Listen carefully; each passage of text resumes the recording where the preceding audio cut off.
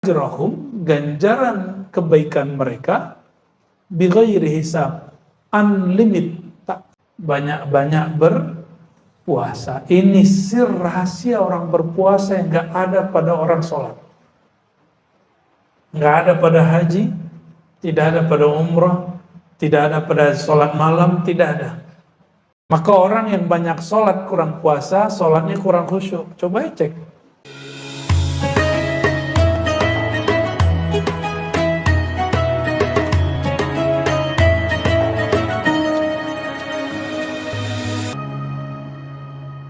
Orang yang berpuasa, persaksian dia langsung Allah yang ambil. Jadi orang yang ingin fana fi syuhud, ingin fana dalam musyahadah kepada Allah, thariqahnya puasa. Gitu ya. Allah nanti yang akan mensyahadatkan dia. Tapi kalau sholat, kita yang syahadat, kita kalau haji kita yang syahadat, kita yang menyaksikan. Tapi jika ingin fana kita betul-betul fana, maka syahadat kita dialah yang bersyahadat, tapi Allah menjadikan lisan kita sebagai zahirnya. Nah, itu syahadat yang tinggi itu. Syahadah al-ulya. Ya, itulah yang disebut syahidallahu annahu la ilaha illahu. Itu dia nanti pakai wawunya ada malaikat, ada wawunya ulul ilm. Paham tidak? Nanti paham sendiri itu.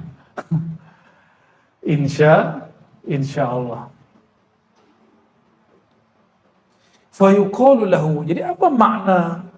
Kok sholat tidak ada sholatuli? Sholat itu milikku. Yang ada aqimis sholata li dzikri. Betul nggak? Dirikan sholat untuk mengingatku. Tapi kalau puasa spesial. Ya, as-shaumu li. Saum itu milikku. Maka orang yang berpuasa dia sangat dekat kepadaku. Ya.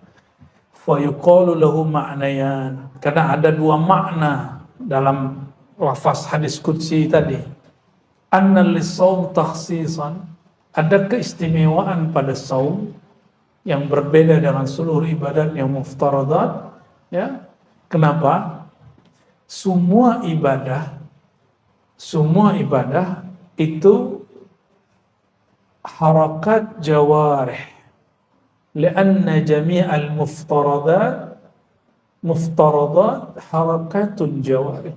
Semua amal yang kita amalkan hari-hari, zikir pagi sore, sholat duha, sholat zuhur, semua sholat, apalagi haji, umrah, semuanya amal anggota.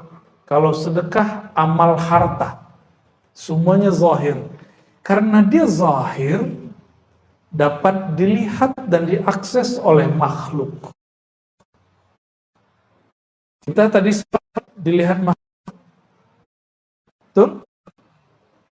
Orang haji dilihat makhluk. Sedekah dilihat makhluk. Betul? Apalagi zikir pagi sore bisa kedengaran sama makhluk. Semua baca Quran kedengaran sama makhluk. Minimal nggak kedengaran, terlihat kita baca atau mulut kita gerak-gerak. Orang puasa, siapa yang bisa lihat?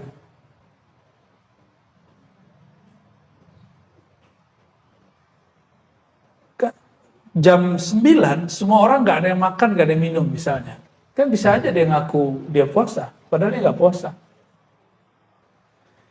Coba rasakan, ingat-ingat di rumah, kalau kita puasa, nggak ada orang, nggak ada siapa-siapa, tidak ada yang berani nyeduh teh.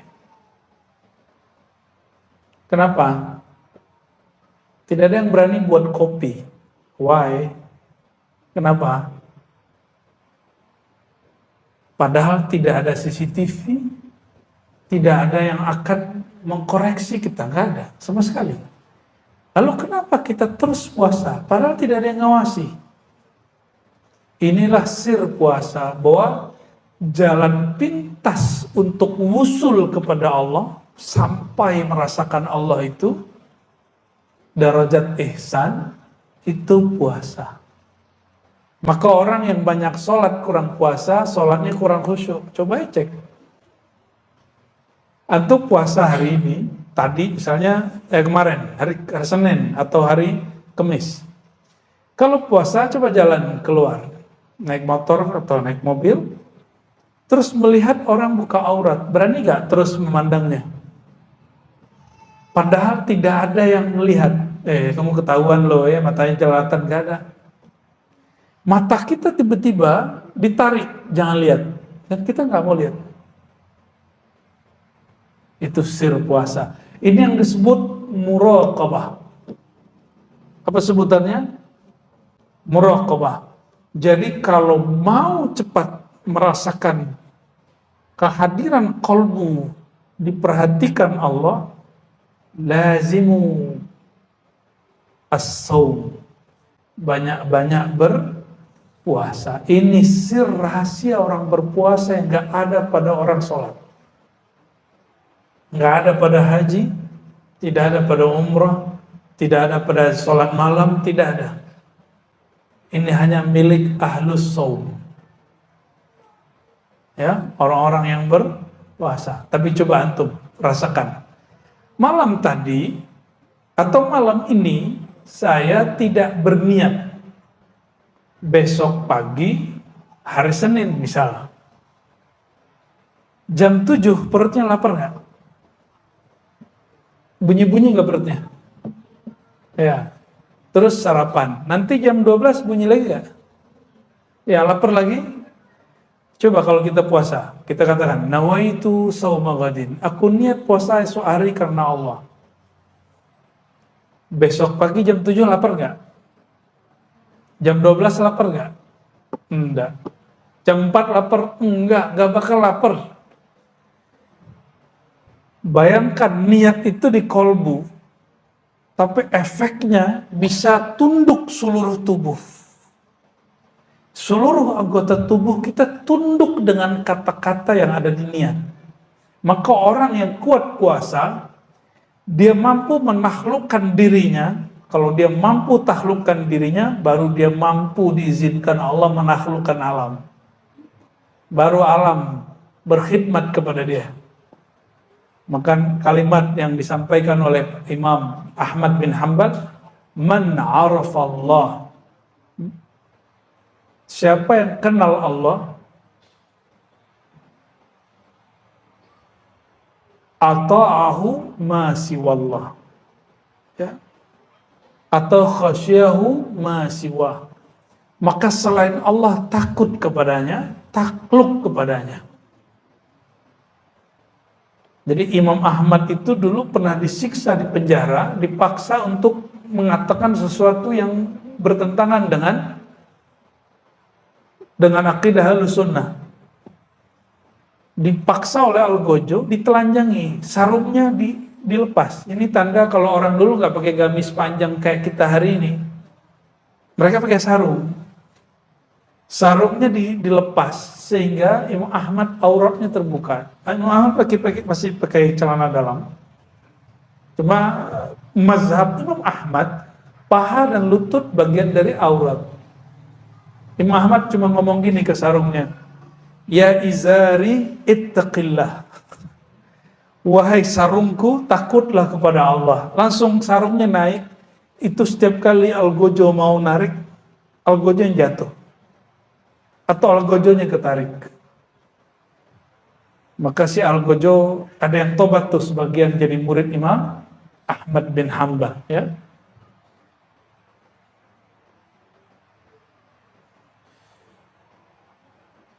Jadi apa kekhususan dari puasa? Pertama, puasa itu amal yang tidak dilihat oleh makhluk. Nah, ini yang perlu antum pakai. Yatahayya lil khalq ayanzuru ilaihi illa shaum, ya. Semua orang dapat melihat amalan apa saja kecuali puasa, ya. Kita masuk kantor, sebelum masuk kantor kita minum makan dulu. Pas masuk kantor kita nggak makan, bisa nggak ngaku saya puasa, bolehnya kan? Orang percaya nggak? Orang percaya aja. Ya. Tinggal lemes-lemes sedikit kan, wah capek nih gitu ya. Fa'innahu ibadatun bighairi harakatil jawarih. Ada puasa, tapi ini bukan amalan anggota tubuh yang zahir. Nah, maka ada meaning di situ. Amalan itu tidak hanya berbuat. Ada amalan tanpa berbuat apa saja, itu puasa. Coba dipikir selama ini. Puasa itu amalan dengan bergerak atau amalan tanpa melakukan apapun? Sebenarnya. Amal tanpa gerak apapun. Kalau sholat ada takbirnya, tangan naik, ada ruku, ada sujudnya. Kalau haji ada tawafnya, ada sa'inya. Kalau puasa ada apa? Bunyi perut? Tidak ada, ya. Maka as-shaum ibadatun bidunil jawarih. Itu puasa tanpa anggota. Oh kan kita mengosongkan perut. Justru itu bukan amal, karena amalnya perut itu kalau dia mencerna makanan. Betul nggak? Jadi perut itu beramal dengan cara mencerna makanan. Sekarang perut antum diistirahatkan dari makan. Berarti dia beramal nggak? Baru sadar hari ini puasa itu amalan tanpa beramal. Amalan tanpa beramal. Sah? Ya, betul? Ya, baru ngeh. Ternyata itu perkataan para imam terdahulu. Ya. Fasawm fa inna sawma amalun bighairi atau biduni jawarih.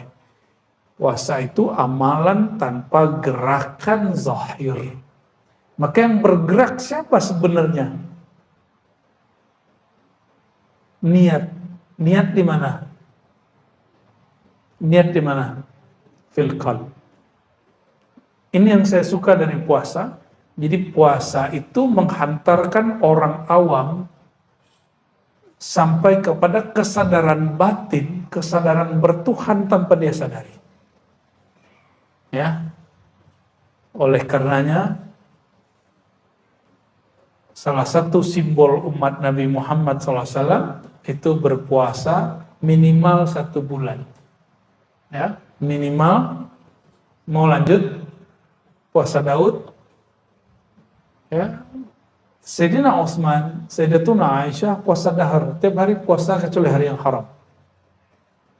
Imam Nawawi hampir setiap hari disebut puasa, tapi dia nggak disebut puasa, hanya dia yang tahu. Dia makan minum sebelum terbit fajar, lalu hanya makan minum lagi esoknya terbit fajar, sebelum terbit fajar. Begitulah terus. Jadi maghrib pun dia nggak makan, paling dia cuma minum. Imam Nawawi. Maka Imam Nawawi punya kitab hari ini diamalkan dan dibaca oleh hampir semua umat Islam. Pernah dengar Arba'in Nawawi? Itu asbab dia punya sir puasa. Padahal kitab beliau ini bukan pertama. Yang pertama bukan beliau nulis Arba'in. Oke. Famin ajli dzalik qala ta'ala as-shawmu li. Itulah alasannya kenapa hadisnya menyebutkan berpuasalah karena puasa itu milikku, ya, asetku. Ada penjelasan lain di situ. Ini penjelasannya menarik sekali. Ini yang kemudian dinukil ulang oleh Imam Ghazali dalam Ihya. Al-ma'na al-akhar, makna lain dari puasa, li, kalimat li, milikku. Kalimat gimana tadi? As-shawmu li, puasa milikku. Kalimat li yang berarti milikku ini disebut lam samadiyah. Lam apa? Allahus samad. Apa arti as-samad? Samad itu bahasa Arab sesuatu yang tidak ada ruang di dalamnya, sehingga nggak perlu diisi. Syai' la jawfa fih, sesuatu yang nggak punya ruang kosong di dalamnya sehingga nggak perlu ditambal diisi. Itu disebut samad. Maka Allahu samad secara harfiah sesuatu yang sudah sempurna, tidak memerlukan selain dirinya. Samadiyah itu sifat daripada Allahu samad, yaitu sifat Allah tidak memerlukan selainnya. Nah, coba tidak makan, tidak minum dari jam berapa? Jam 5 lebih kurang sampai jam 6. Minimal 13 jam. Ini di negara yang tropis, Khatulistiwa, kita puasanya 13 jam. Subtropis 14. Naik lagi ujung subtropis sebelum ke daerah kutub itu 16 sampai 18 jam, ada yang 20 jam. Saya pernah puasa 18 jam, pernah juga 20 jam. Pernah ngalamin lah ya. Apa yang terjadi di saat itu seorang manusia yang dia punya rongga di perutnya tapi dihukumi tidak punya rongga. Manusia yang punya perut tapi dia dihukumi tidak punya perut. Maksudnya apa itu? Manusia yang secara normal dia makan, lalu dia tidak makan. Dia tidak memerlukan nasi dan air untuk hidup. Itu maksudnya. Jadi itu berlatih. Ini yang disebut mati sebelum mati. Orang mati makan nggak? Nggak. Tapi ini belum cukup. Justru as-samadiyah ini diturunkan kepada malaikat. Jadi sifat samadiyah Allah pantulkan, tajallikan sifat ini kepada malaikat. Maka malaikat makan nggak? Makan? Malaikat minum? Malaikat tidur? Nah, maka ada satu hal yang saya gak bingung sama orang puasa. Dalam rumusan orang-orang ahli food combining kah, atau dulu disebut ahlul ghaza, ahlul qut, pakar makanan di kitab-kitab. Banyak makan, banyak minum, banyak tidur. Jadi orang banyak makan dan minum menyebabkan banyak tidur. Jadi mau antum minum kopi 5 gelas sehari, itu kan banyak. Pasti tidur. Katanya kopi bikin orang nggak ngantuk. Pasti ngantuk. Ya, pasti ngantuk. Karena kebanyakan air. Ya. Terus, kok bisa begini? Oh, ternyata ada kesalahan pola bersahur dan pola iftar. Pola berbuka. Orang berbuka, dia tidak melakukan manhaj Nabi Muhammad SAW. Nabi Muhammad SAW kalau berbuka pakai apa? Enggak pakai gorengan. Nabi Muhammad SAW pakai kurma, kalau tidak pakai apa? Air putih. Nabi nggak bilang buang yang lain, padahal ada buah yang lain loh. Coba tanya sekarang pakar-pakar kedokteran, pakar biologi, pakar-pakar food combining, mereka bisa menjawab dan menjelaskan sir kenabian. Yang tidak pernah ada nabi satupun menjelaskan ini kecuali Nabi Muhammad SAW. Maka secara ilmu fikih, berbuka dengan kurma dan air hukumnya apa? Mustahab atau sunnah. Tapi secara ilmu hakikat, itu hampir wajib. Kalau sayang ke badan, kalau sayang ke, dan nanti akan membuat orang tubuhnya stabil. Kenapa? Dalam waktu sekian lama kita tidak konsumsi apapun, kita memerlukan sesuatu yang manis. Dan manisnya normal, itu ada pada kimiawinya nabati. Itu ada pada kurma. Di zaman dulu kan tidak ada kurma di Indonesia, tidak ada kurma di Nusantara, di Malaysia, di Singapura, di Brunei nggak ada. Ada nggak? Maka coba cari padanan buah yang tidak terlalu asam tapi dia manis. Apa? Bukan pisang. Pisang itu asam. Jadi antum yang asam lambung jangan langsung berbuka dengan pisang. Kecuali pisangnya direbus. Apa? Coba cari makanan. Nah? Manggis asam. Pepaya, right. Pepaya. Apalagi yang sejuk di perut? Semangka, apalagi? Tapi kami nggak bilang semangka kok. Terlalu keras semangka itu. Duren. Ya salam, ya salam, ya salam. Wajar kalau lagi taraweh nguap. Ya, dan sendawanya mengganggu semasjid. Kenapa? Karena makan kolak-kolak duren. Saya agak heran, ternyata di kitab lama, sampai ke masa Imam Ghazali itu disebutkan ada pola yang berubah dari orang Islam selama berpuasa, yaitu membuat makanan yang nggak pernah ada di luar bulan puasa. Mungkin secara budaya kuliner itu prestasi, tapi dalam budaya ilmu kerohanian itu kemunduran. Nah, gimana biar dia nggak mundur? Buat, tapi jangan berlebihan. Tapi mana ada ya? Di kampung saya di Payakumbuh itu pasar melebar kemana-mana. Jadi pasar bukan pasar lagi.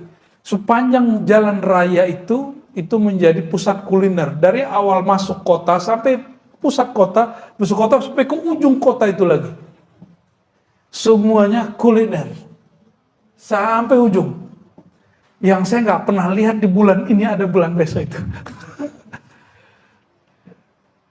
Itu udah ditulis Imam Ghazali di kitab Musyam, bab puasa di Ihya Ulumuddin.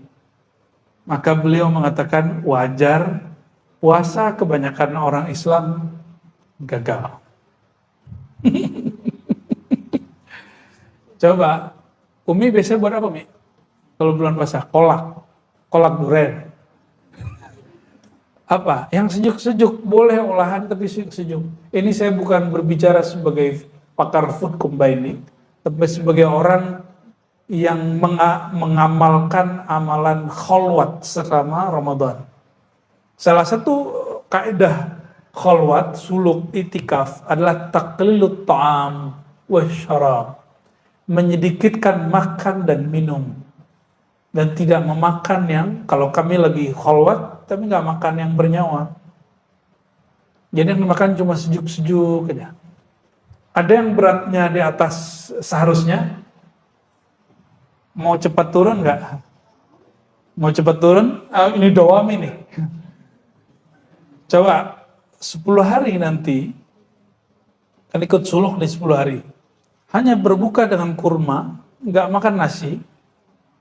Ya, kalau mau habis kurma baru buah-buah yang lain, pisang kayak kolak silakan, tapi jangan makan nasi. Kalau mau makan lauknya dimakan. Cobain nanti, jangan makan nasi. Karena lemak kita dari nasi. Dan saya melakukan itu bertahun-tahun kalau lagi kholwat. Itu berat kita turun drastis. Coba bayangkan antum bawa buah ini, satu tangan sini, satu tangan sini. 5 menit pegel nggak? Itulah yang terjadi pada orang yang gampang lelah beribadah karena tubuh dia tambah berat. Nambah berat 1 kilo, 2 kilo, 3 kilo. Dan inilah yang terjadi pada umat Islam. Awal Ramadan, ramai sekali masjid. Akhir Ramadan, semuanya kaki dan perutnya sudah berat. Dari mereka nggak datang lagi ke masjid. Betul nggak? Ya. Jadi silakan buat kolak, tapi jangan berlebihan. Ya. Jangan buat makanan apapun, tapi jangan kulu washrabu wala tusrifu. Makan minum tapi jangan berlebihan. Ya.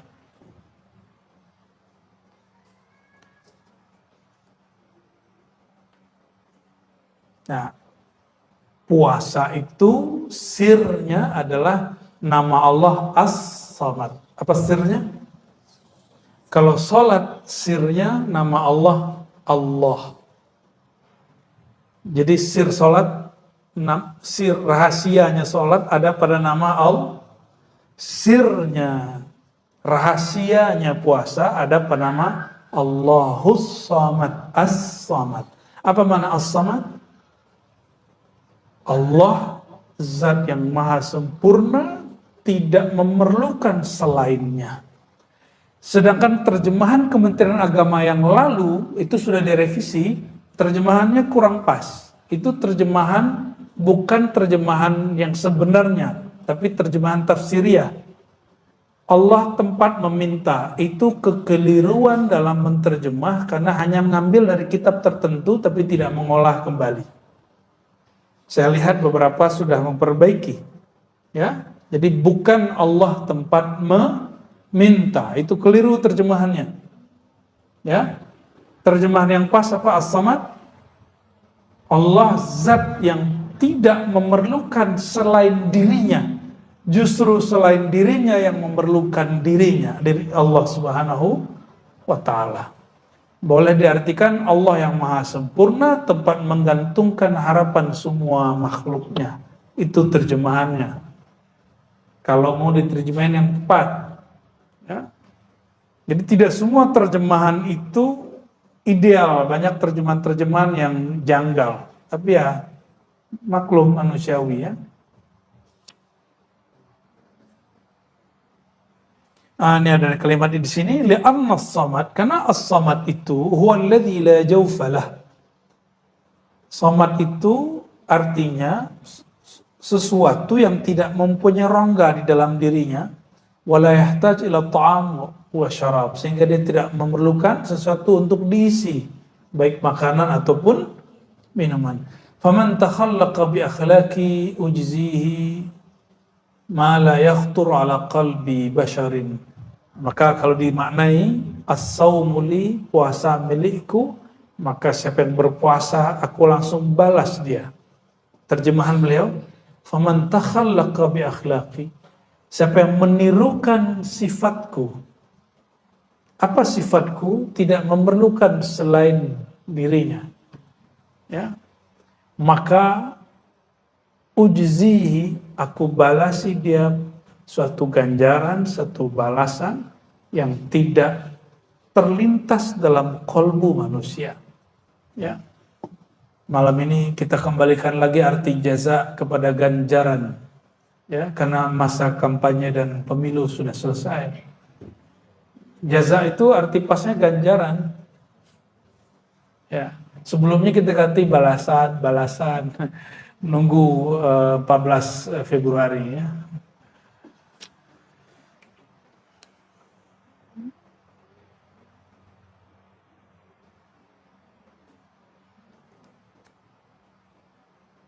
Lalu di situ disebutkan ya, Allah membalas wa'adda ala jami'i fi'lil hasanat ats-tsawab wa'ada ya. Allah menjanjikan semua orang yang beramal satu amal dilipat gandakan 10 sampai 700 ya. Illa shaimin was saimun, semua amalan sampai 700 kecuali puasa. Puasa unlimited. Maka ada surat Az-Zumar ayat 10, innama yuwaffas sabiruna ajrahum bighairi hisab. Innama, hanyalah disempurnakan orang-orang yang berpuasa itu ajrahum, ganjaran kebaikan mereka, bighairi hisab, unlimited, tak terbatas. Jadi kalau zikir subhanallah berapa lipatnya? 10. Kalau puasa unlimited. Karena kita bersama dengan yang membalasnya. Itu bedanya ya. فخرج الصوم من الحسنة المعدودة وثوابها لأن الصوم هو صبر النفس عن مألفاتها وإمساك الجوارح عن جميع شهواتها. Ya. Puasa seperti apa yang dibalas seperti orang-orang yang saum, seperti orang yang sabar, ya. Yaitu orang yang sabar terhadap dirinya, kesenangan dirinya, dan menahan anggota tubuhnya dari syahwat. Jadi minimal puasa yang sesuai salafus soleh apa? Sabrun nafs an ma'lufatiha, menahan diri dari kesenangan-kesenangannya. Yang kedua, imsakul jawarih, menahan anggota tubuh dari syahwatnya. Syahwat perut makan, syahwat lidah ngomong, syahwat mata, apa syahwat mata? Lihat yang bening-bening. Syahwat telinga, dengerin aib orang. Asik loh dengerin aib orang itu. Itu sebabnya pengamat politik itu laku. Karena dia ngomongin orang terus. Itu sebabnya acara-acara gosip itu rame. Ada aja, padahal ulama sudah fatwakan haram. Ya kan? Ulama sudah fatwakan haram, tapi masih ada. Karena memang fatwa ulama itu cuma untuk fatwa. Nggak mereka ikuti ya.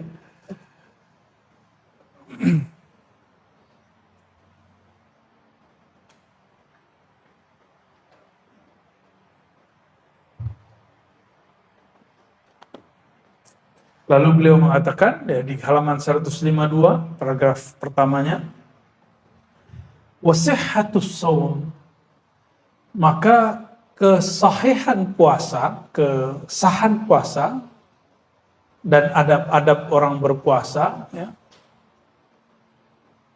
itu tergantung kepada, coba, ada banyak hal di sini. Satu, sihhatu maqasidihi, kelurusan niatnya.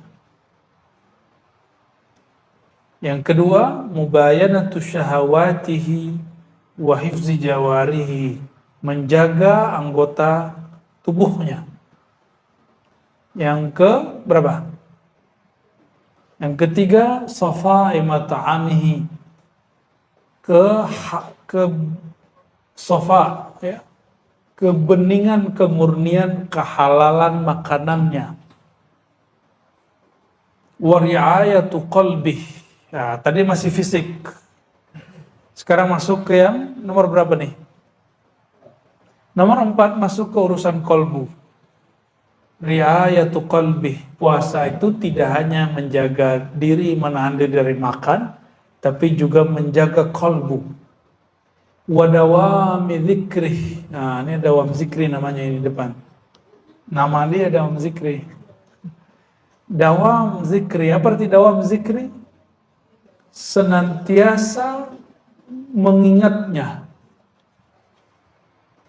Wa qillat ihtimamihi bil madmun min rizqi, dan sedikit perhatian dia terhadap rezeki yang sudah ditanggung untuknya. Kita ngeliat makanan gak nafsu gitu. Coba, makanan yang di rumah itu halal apa haram? Haram apa halal? Gak dimakan tuh. Maka as-saim al-hakiki, orang yang puasa hakiki, mustahil dia korupsi. Karena yang halal pun dia gak makan. Masih yang haram dia makan. Bener gak? Jadi yang koruptor itu gak puasa itu. Dia gak dihitung puasa, dia puasanya puasa anak-anak. Dia kira Allah gak lihat. Padahal kalau dia puasa, dia ngerasa Allah lihat. Maka terapi bagi orang-orang yang gak bisa nolak gratifikasi, itu puasa. Nah, orang puasa gak akan berani nerima. Puasa aja coba, puasa Daud kayak. Jadi pejabat-pejabat tuh suruhnya puasa Daud. Bukan biar jabatannya lanjut, bukan. Ngapain jabat cuma 5 tahun, tapi dilaknat Allah sampai mati. Untuk apa? Ya, ini yang dilupakan oleh caleg-caleg ini ya. Caleg-caleg pejabat-pejabat. Antum bayangkan, nyalek belum tentu juga selesai 5 tahun, ada yang mati duluan. Kalau diangkat jadi pejabat, kadang-kadang dimutasi 3 bulan. Orang menjabat cuma sekian hari, sekian bulan, sekian tahun, tapi Allah memusuhi dia bertahun-tahun sampai mati. Mau begitu? Nauzubillah min dzalik. Itu sudah berapa? Sudah 6. Naik lagi. Ciri-ciri orang yang diterima amalannya, dia tidak merasa beramal. Kalimatnya apa? Wa qillatu mulahazatihi li shaumih.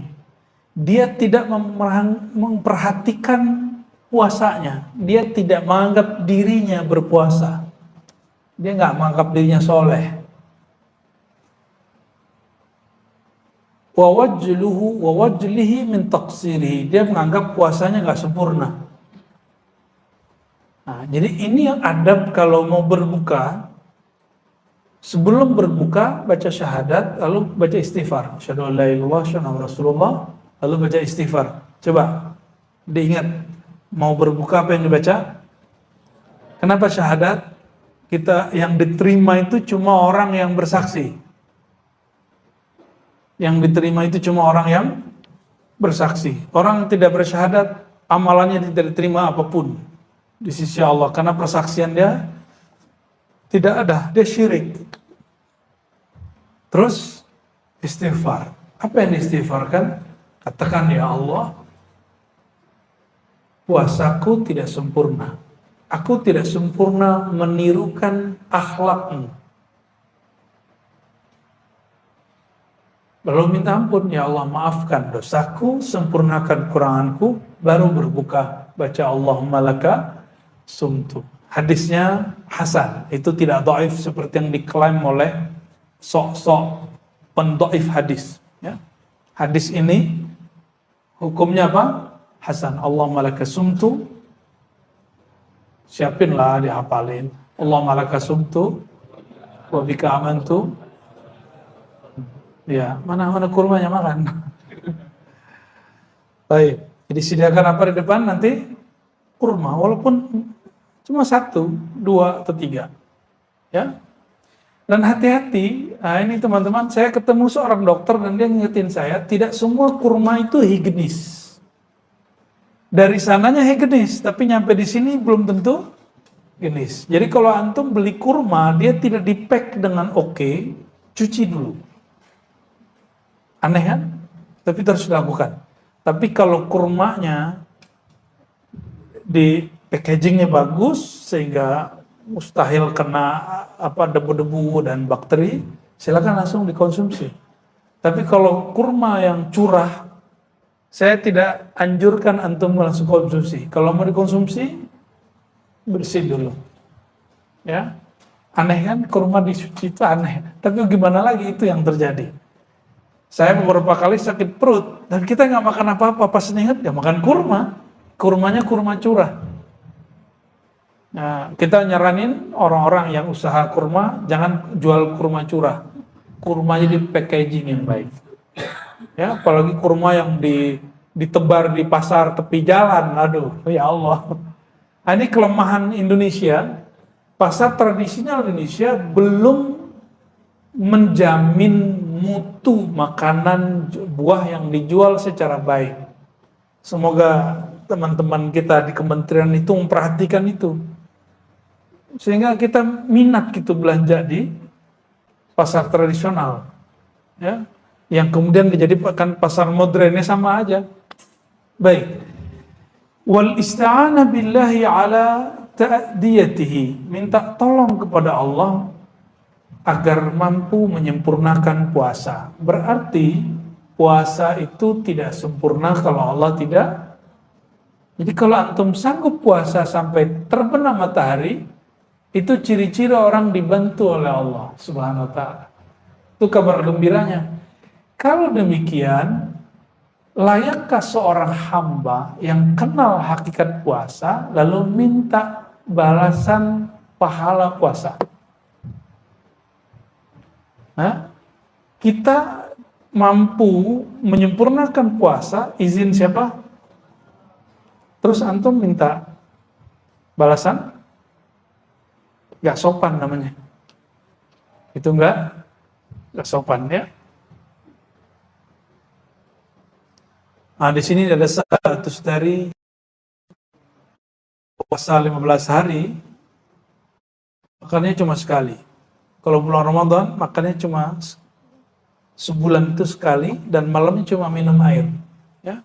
Wa kana yuftir 'alal ma'il qura wahdahu kulla lailah. Setiap malam cuma minum air. Ada loh orang begitu. Nama imamnya siapa? Sahal bin Abdullah At-Tustari, salah satu imam salafus saleh. Jadi kalau ada orang bilang itu bid'ah, bilang aja ente seleranya besar, ya nafsu makannya gede, jangan salahkan Imam At-Tustari. Itu imam besar itu ya. Wah, ini banyak sekali model-model puasa zaman dulu ya.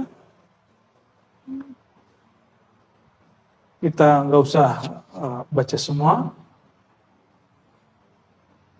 Nah, langsung ke puasa para sufi. Ya, puasa siapa? Halaman 103 bagian bawah.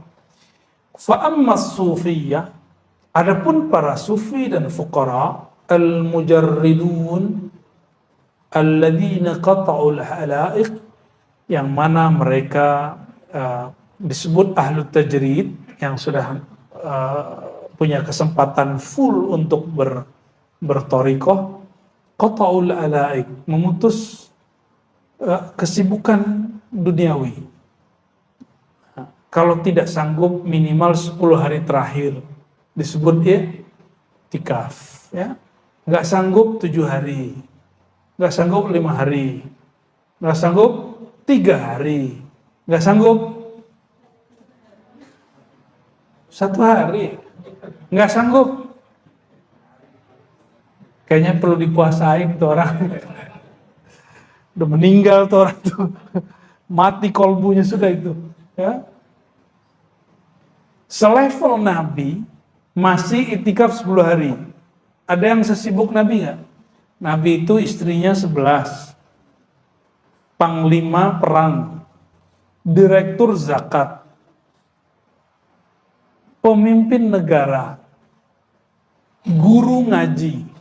Imam masjid. Ada yang sesibuk beliau? Ada yang sesibuk beliau? Kan gak ada. Jangan so sibuk lah ya. Saya sibuk tat. Ente sibuk apaan? Ya. Cuma sibuk begitu doang disebut sibuk. Nabi itu perang bisa nggak pulang 6 bulan. Bayangan istrinya 11. Istrinya protes nggak tuh? Nggak bisa protes. Mau gimana lagi? Urusan Madinah siapa yang urus? Sahabat yang. Nabi sesibuk itu loh. Maka Nabi pernah nggak pulang 6 bulan. Hanya perang, tiap hari perang dan masih puasa. Perang Uhud, perang pertama dalam Islam itu sembari puasa. Apa perang Badar? Ya? Perang Badar, perang pertama dalam Islam itu berpuasa. Saya nggak bisa bayangin itu ya. Ini disuruh bertarung lagi puasa. Dan itu cuma Ahlul Badar yang sanggup begitu ya. Semoga kita mewarisi ruhaniyah mereka, amin ya rabbal alamin. Tarakul ma'lumat wa qana'u bima qasamallahu ta'ala lahum minal arzaq. Dulu kan gak ada gaji tetap, benar gak? Dan gak ada usaha online. Jadi mereka dulu kalau sudah masuk puasa atau 10 hari terakhir, semua kerjaannya ditinggal. Lalu mereka tawakal kepada Allah, mencukupkan dengan apa yang sudah mereka lakukan 11 bulan. Tapi 11 bulan itu cukup toh? Cukup nggak? Kerja 11 bulan 20 hari untuk itikaf 10 hari, cukup nggak? Masih sih nggak cukup. liburan bisa 12 hari. Masa untuk Allah, untuk diri kita supaya happy, bersaadah, bahagia, hidup di dunia akhirat, kita nggak punya waktu. 10 hari terakhir pulang kampung, tak?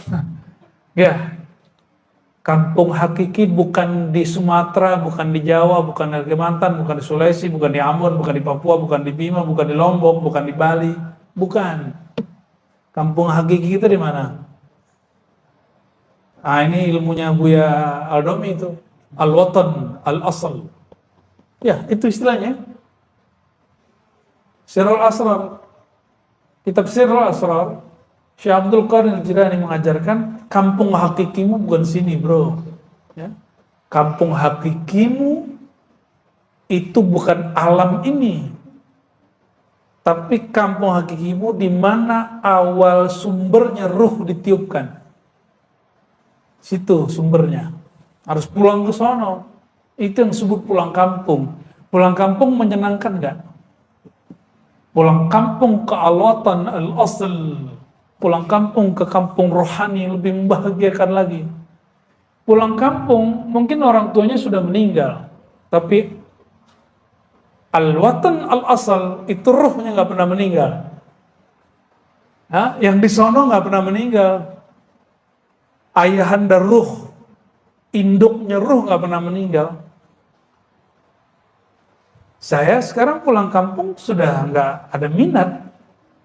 Kenapa? Ayah saya udah wafat 4 bulan lalu. Ibu saya udah meninggal sebelum pandemi. Paling ada cuma saudara. Kalau nggak ada surau suluk di kampung, saya nggak mau pulang. Kenapa? Surau suluk itu kenangan saya merasakan al-watan al-asl. Kampung yang asal muasal itu. Zahirnya surau, zahirnya zawiyah, ribat.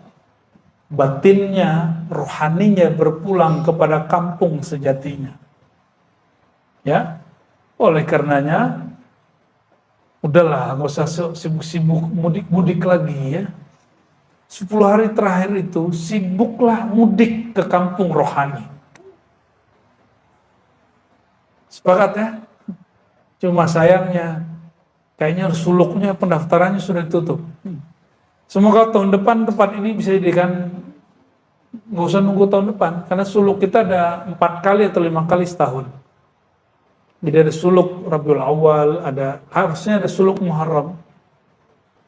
Suluk Muharram, suluk Rabiul Awal, suluk Rajab, suluk Sya'ban, bahkan ada Sya'ban, ada suluk Ramadan. Tapi suluk Sya'ban saya tiadakan.